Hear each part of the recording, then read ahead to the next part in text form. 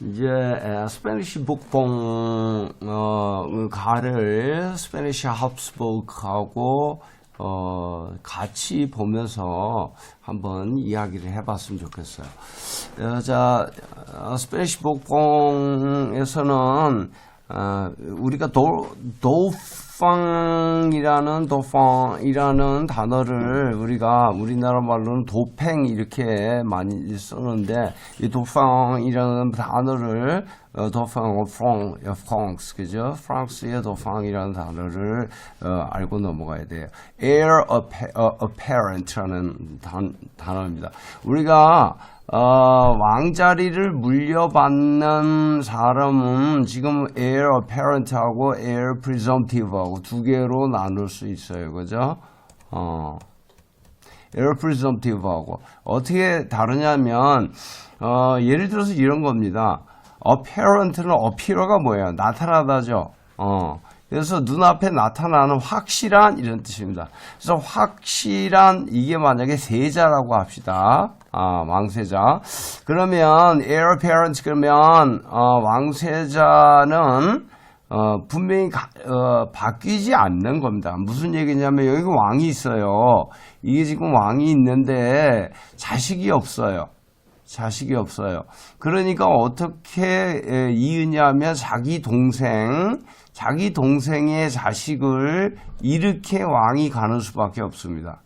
그러는데 이렇게 해서 이 친구가 이제 세자가 되었죠. 세자가 되었을 때 이 친구를 heir presumptive라고 합니다. 왜 그러냐면 이거는 언제나 바뀔 수가 있어요. 왜 그러냐면 이 왕이 세자가 있는데 여기서 이러고 있다가 자식을 낳아버렸어요. 아들을. 그러면 분명히 아들이 세자가 되겠죠. 그렇기 때문에 이것이 바로 heir apparent가 되는 겁니다. 그래서 그리고 이 왕이 먼저 아들을 낳았어요. 그러면 그 이후에는 누가 주변에서 누가 낳더라도 관계없이 이 친구가 무조건 나중에 왕이 되죠. 그러니까 무조건 왕이 되는 게 이미 결정되어 있는 것을 apparent라고 붙이고 다른 조건에 의해서 이 서열 관계가 없어질 수도 있는 것을 presumptive라고 합니다. 그래서 heir apparent, heir presumptive입니다. dauphin이라는 단어는 heir apparent, 그죠? 라는 뜻입니다. 분명히 그 다음에 왕이 되는 이런 사람입니다. 자, 루이 14세는 73년간 왕을 했어요. 그리고 여기 보세요. 1600년대 왕이 되어서 1715년에 끝나는데, 그리고 일로 가죠.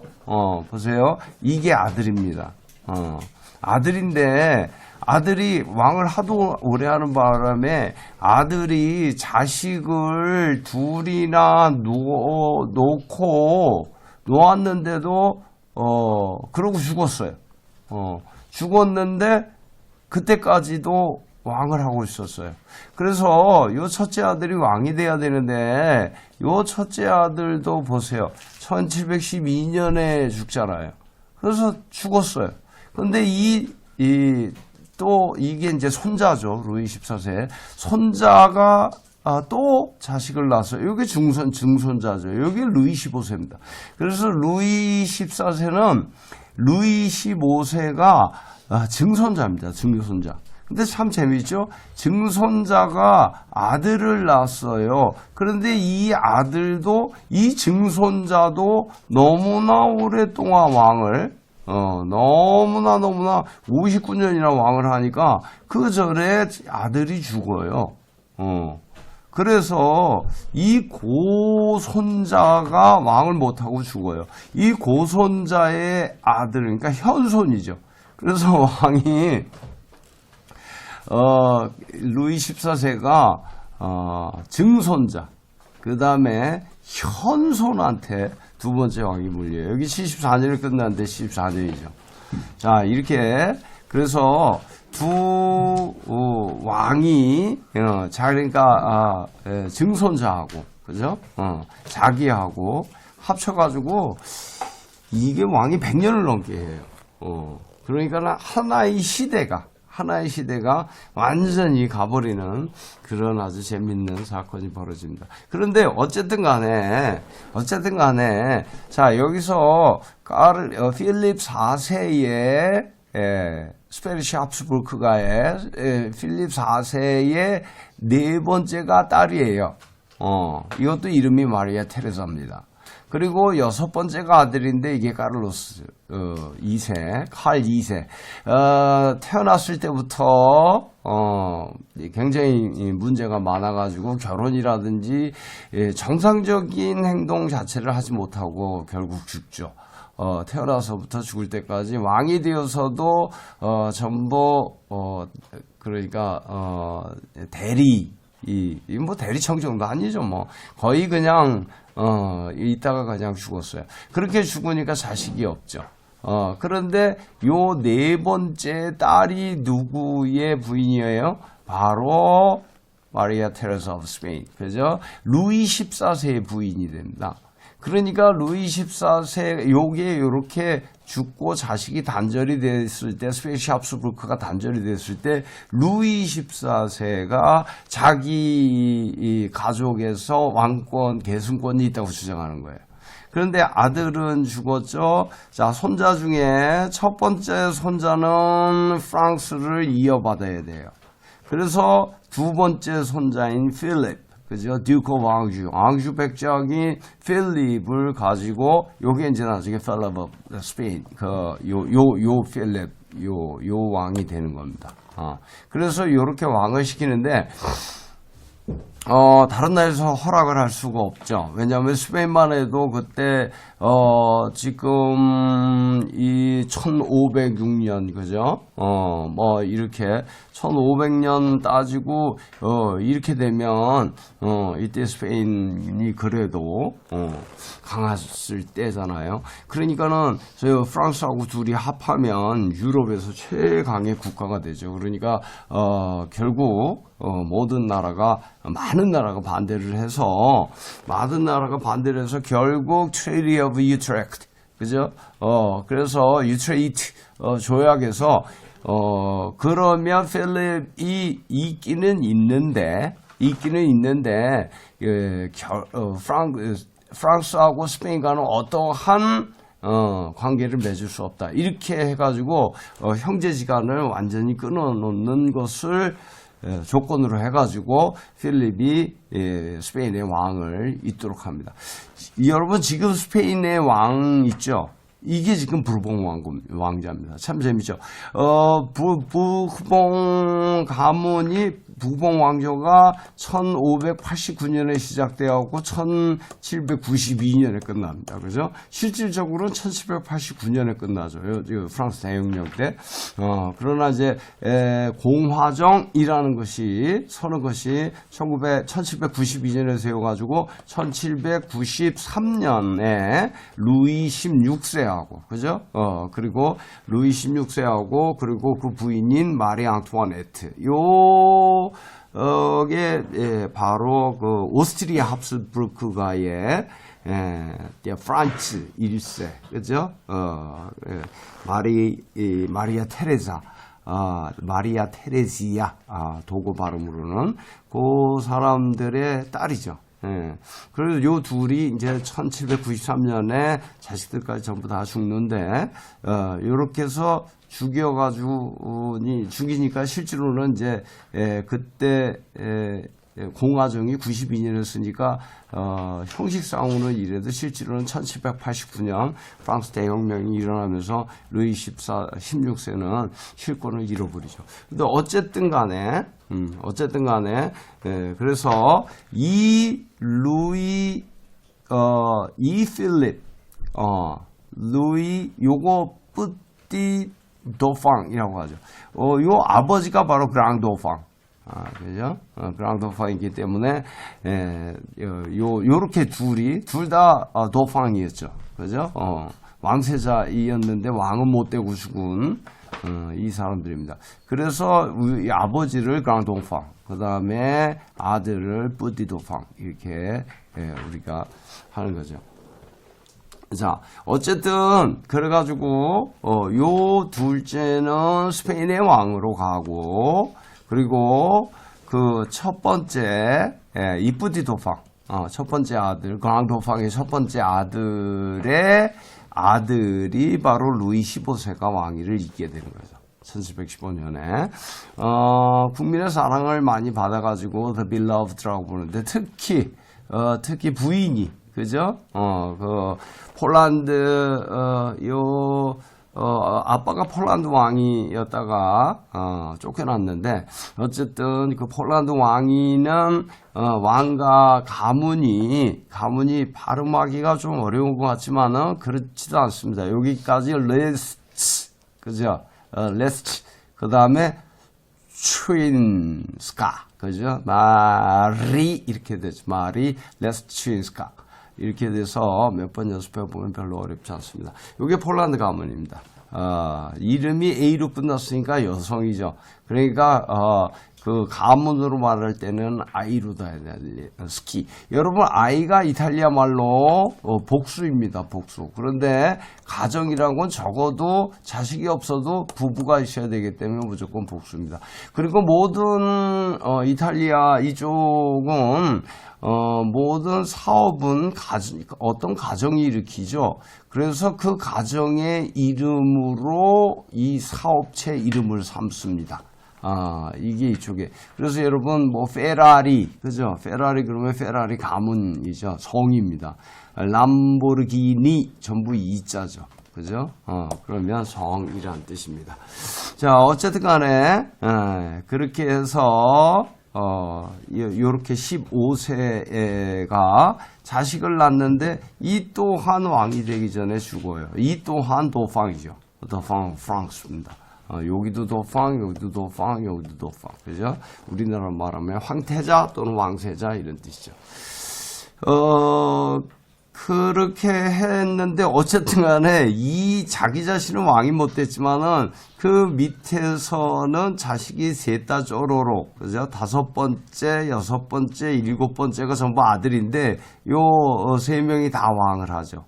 루이 16세로서 1793년에 단두데이스로 사라지는 이 왕, 그죠? 그 다음에 샤를 10세, 그죠? 요거는 루이 18세는 우리 북펑 왕조의 복귀 할 때 그때 왕이 됐고 샤를 10세는 30년이죠. 그러니까 프랑스 대혁명은 3개의 단계를 거치는데 1789년하고 그 다음에 1830년 혁명, 그 다음에 1848년 혁명입니다. 30년 혁명하고 40년 혁명은 유럽이 거의 전체가 다 참여를 하는 게 되고 48년, 그죠? 1848년에 드디어 공산당 선언을 통해서 공산당이라는 게 생기고 이것이 1917년에 러시아에서 첫 번째로 국가를 만듭니다. 그리고 1830년 혁명은 여러분, 이제 우리가, 무슨 소설이라든지, 여러 가지 사회적 상황으로다가 많이 나타나는 그러한 해입니다. 요렇게 돼서 스페니시 북봉은 요렇게 이어지고 그리고 프랑스는 이렇게 해가지고 이제 공화국으로다가 흡수가 되면서 없어집니다. 그래서 스페니시 합스부르크에는 스페니시 합스부르크하고 오스트리안 합스부르크 이렇게 나누고 오스트리안 합스부르크하고 스페니시 합스부르크는 어때요? 오스트리안 합스부르크는 원래 합스부르크, 그죠? 원래 합스부르크에서 요 맥시밀리안 1세 다시 복습 들어갑니다. 살짝 넘어가면서 맥시밀리안 1세의 아들인 필립 1세가 필립 더 페어 미남왕 필립 1세가 아들을 낳죠. 요거 빨리 죽습니다. 요게 어떻게 됩니까? 필립 1세가 가스티유 트라스타마라 가문이라 그랬죠. 여기에 후아나하고 결혼하죠. 근데 후아나가 누구의 자식이에요? 바로 스페인을 통일시켰던 그죠?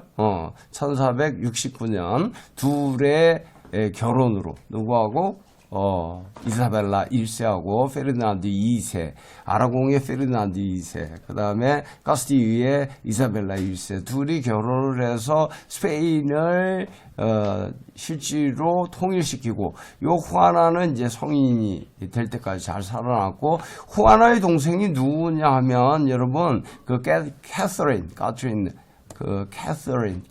그러면 누구 생각나요? 헨리 8세 부인 그죠? 첫 부인.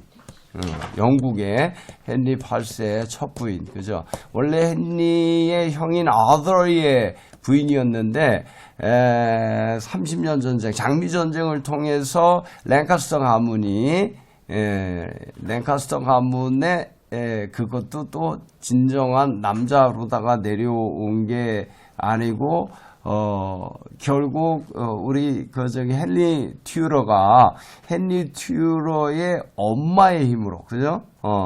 레이디 마그렛 뷰포트, 뷰포트 가문이, 뷰포트라는 성이 어디서 나오냐면, 여러분, 에드워드 3세 있죠? 에드워드 3세의 자식이 블랙 프린스잖아요. 흑태자? 그죠? 블랙 프린스. 이 블랙 프린스가 첫 번째고, 두 번째 살아남은 게, 존 오브 곤트. 그죠? 존 오브 곤트라 그러는데, 실제로 곤트가 아니고, 벨기에 겐트에서 태어나서 겐트인데, 이게 발음이 잘못 알려져가지고, 그 당시에 존 오브 곤트가 됐어요. 존 오브 곤트가, 후처라고 해야 되나? 그냥, 이렇게 많은 여자들이 있죠. 본부인 말고도. 그 중에서, 하나의, 요게 바로 랭카스터 가문이 되는 겁니다. 랭카스터의 첫 번째 듀크. 첫 번째 공작이 바로 존 오브 곤트거든요. 그리고, 블랙 프린스의 아들이 사실 리차드 2세거든요.